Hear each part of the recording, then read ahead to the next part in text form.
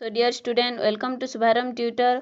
आज आम गणतंत्र एमसीक्यू क्वेश्चन आंसर पढ़ा। देख फर्स्ट क्वेश्चन है डेक्स देश में प्रत्यक्ष गणतंत्र कार्यकारी हुए स्विट्जरलैंड।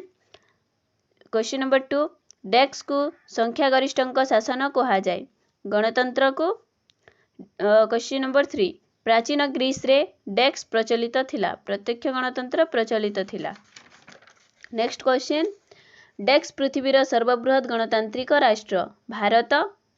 नेक्स्ट क्वेश्चन गणभोट गणोद्योग डेक्स गणतंत्र मौलिक उपादान प्रत्यक्ष गणतंत्र। नेक्स्ट क्वेश्चन भारत में नक्सलाइट आंदोलन प्रथमे डेक्स द्वारा आरंभ होइथिला Charu Majumdar. Okay, thank you.